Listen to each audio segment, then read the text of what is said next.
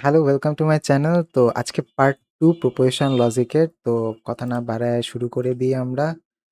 তো ওকে, catalyst subject then আমাদের ঢুকতে হবে সিসি 106 লাইট, তারপর মিড টাইম লাগে কেন? ওকে, তারপরে যে চ্যাপ্টার 1 আমরা পড়তেছিলাম, এটা আমি ওপেন নিউ ট্যাবে করে দিই। ঠিক আছে?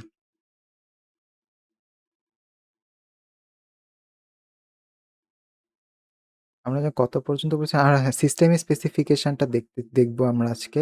এই যে সিস্টেম স্পেসিফিকেশনটা যত কমপ্লেক্সও বাট মজারও যদি বুঝতে পারেন। ঠিক আছে? আসেন বুঝাই। সিস্টেমের software engineers take requirements in English and express them in a precise specification language based on logic. Example express in propositional logic. ওকে?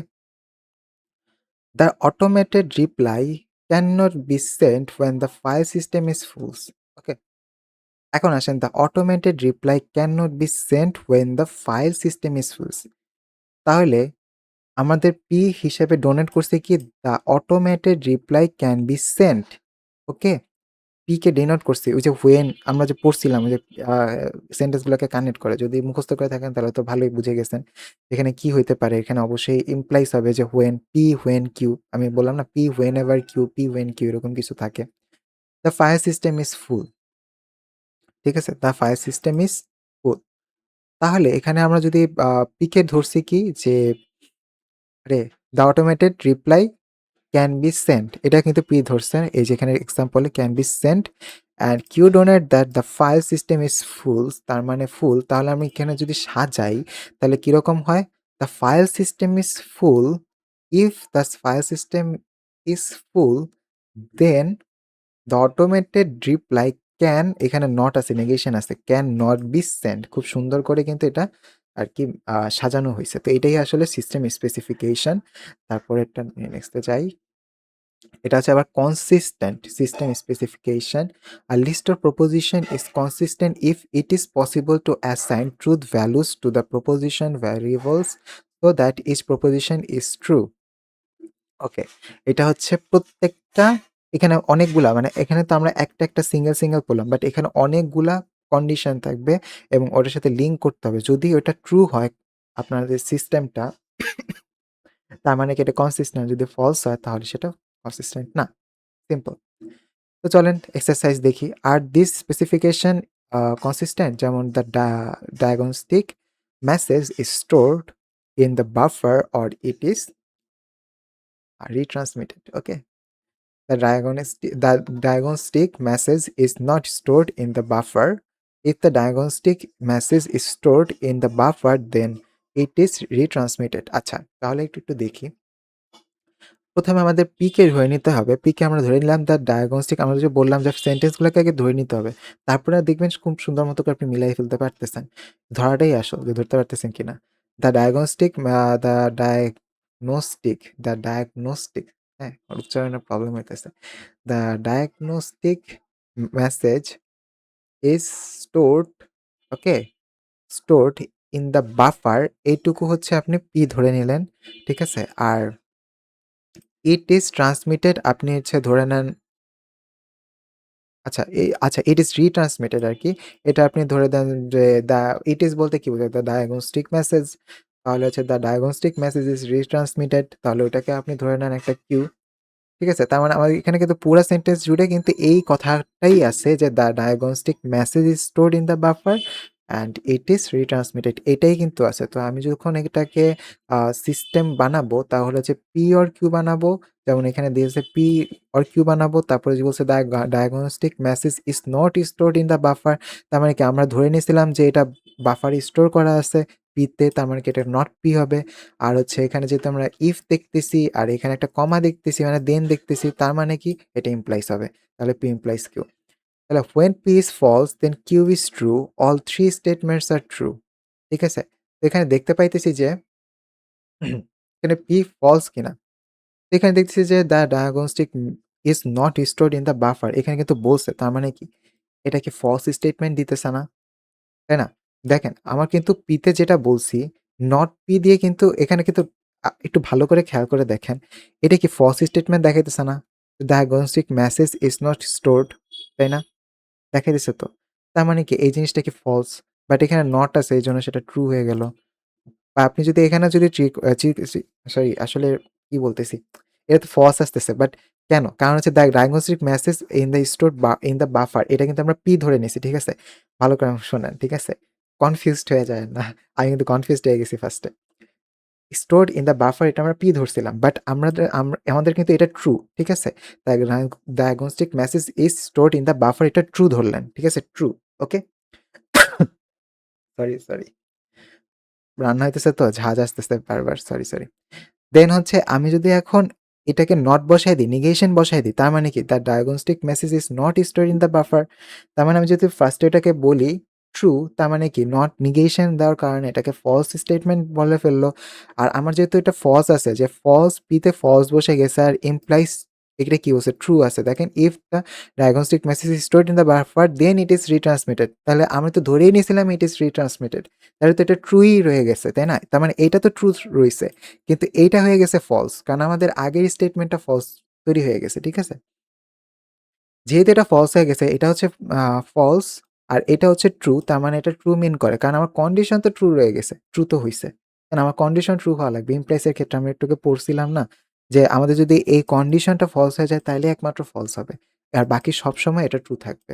তো এখানেই তাই বলছে যে এটা যেহেতু কিউ ইস ট্রু, তাই all 3 statements are true so the system specification is consistent. ঠিক আছে? এটাই হচ্ছে লজিক।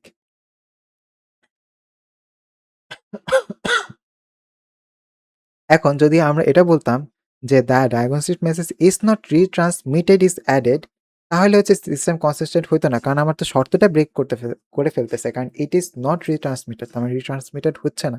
আমার শর্ত ব্রেক আর শর্ত ব্রেক হওয়ার কারণে আমার এখানে ফলস চলে আসছে। আর হচ্ছে এটা হচ্ছে কত সময় হয়ে গেছে? ৭ মিনিট লাগায় ফেলছি। দেখছেন? সিস্টেম স্পেসিফিকেশন বুঝে গেছেন তো আপনি মাস্টার হয়ে গেছেন এই প্রপোজিশনাল লজিকে। আসলেই তাই। ঠিক আছে?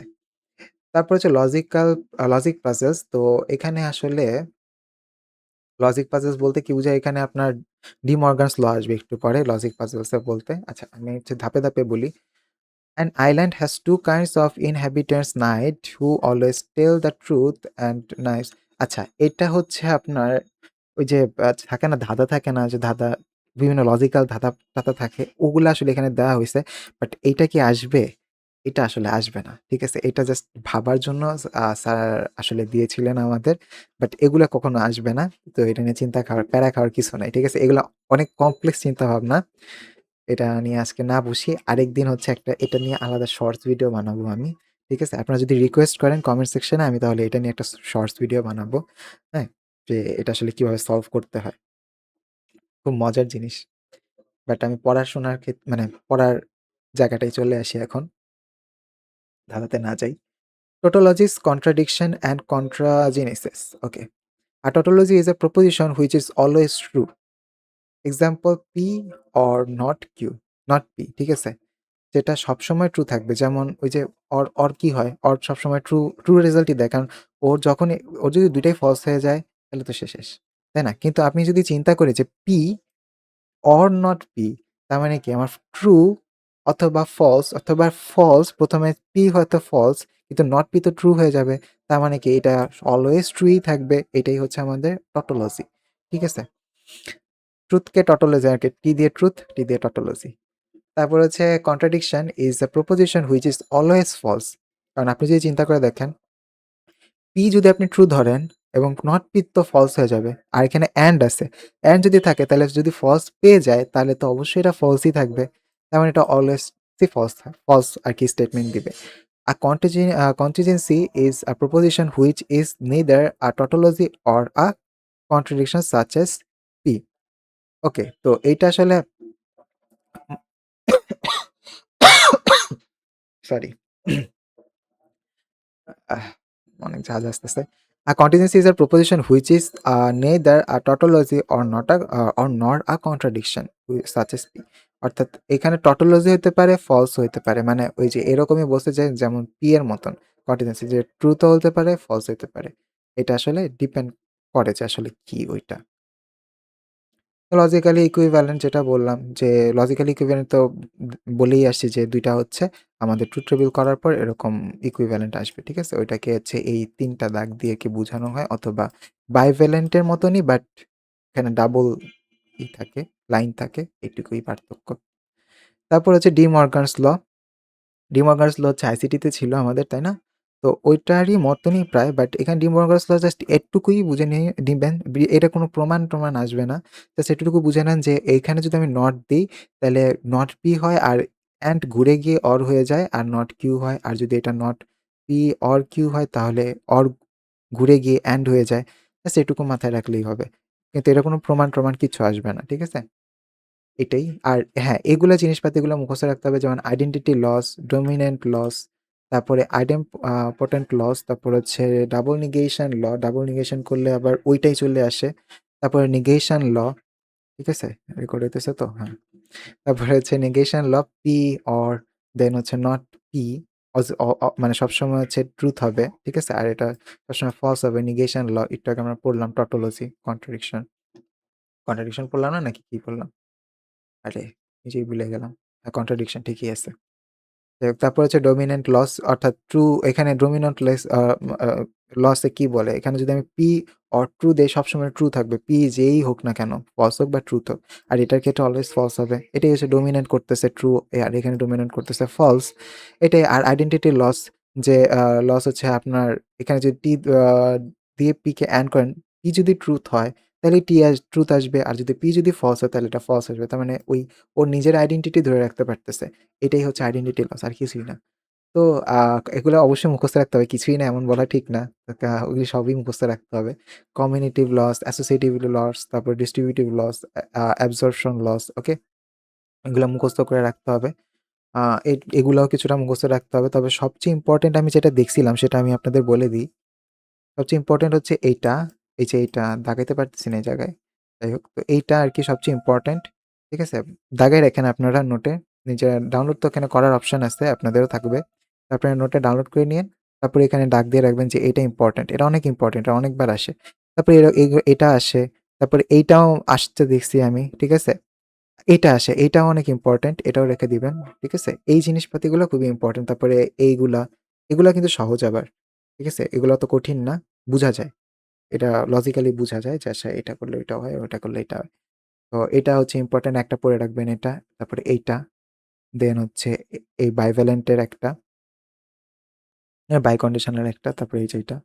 এবং এই কয়টা জিনিস মুখস্থ রাখলেই হয়ে যাবে। ঠিক আছে? তো এগুলা হচ্ছে জাস্ট ইকুইভ্যালেন্স প্রুফ, যেমন এখানে নট দিয়ে গুণ করলে কি হবে, দেন এটা সিম্পলিফাই করলে কি আসবে সলিউশন। এগুলাই ইকুইভ্যালেন্স প্রুফস। এগুলো একটু দেখবেন বসে, বসে। যে এই যেমন এই যে এখানে কাজে লাগতেছে, যেমন ইমপ্লাই যদি থাকে, আমরা যদি একটু উপরে উঠটা দেখি, আ এখানে ইমপ্লাইস এর জিনিসপাতি কই ছিল? আরেকবার দেখে নিই। আপনি যদি এই পুরোটারে ধরেন A, এই পুরোটারে ধরেন B, তাহলে কিন্তু কার সাথে মিলে যায় দেখেন তো? না, এটার সাথে না। এইটার সাথে অনেকটা মিলে যায় না? নট কিউ implies not আর লিখতে পারেন অথবা not p or q লিখতে পারেন। এইটা ইম্পোর্টেন্ট। আপনি এইখান থেকে কনভার্ট হয়ে আপনি এইটা চলে আসতে পারবেন। ওটা তাই করছে। ওরা এই সূত্রটাই এপ্লাই করছে। এটাও ইম্পোর্টেন্ট। এটাও ইম্পোর্টেন্ট সূত্র। ওরা এই সূত্রটা এপ্লাই করে জাস্ট এভাবে আসছে। আপনি যদি এটাকে A ধরেন, এটাকে B ধরেন, একটু চিন্তা করে দেখেন ওটাই কিন্তু আসছে, তাই না? সূত্রটাকে ফালাইছে। তো আপনি জাস্ট এই পাশে কি সূত্র লেখা লাগবে? হ্যাঁ, আপনি লিখলে হচ্ছে এটা ভালো। আপনার অনেক ফ্যাকাল্টি আছে যে না লিখলে পরে নাম্বার কাটা দেয়। সুতরাং লিখে ফেললে ভালো। অর্থাৎ এই নামসহ মুখস্থ করে রাখাটা বেস্ট। ঠিক আছে? নামসহ কমিউলেটিভ লস, ডিস্ট্রিবিউটিভ লস, এগুলো নামসহ মুখস্থ রাখাটা বেস্ট। তারপরে হচ্ছে আ এটা আসলে তেমন কিছু না যে কম্পাউন্ড প্রপোজিশনের উপরেই নিয়েন। এটা তেমন কিছু না।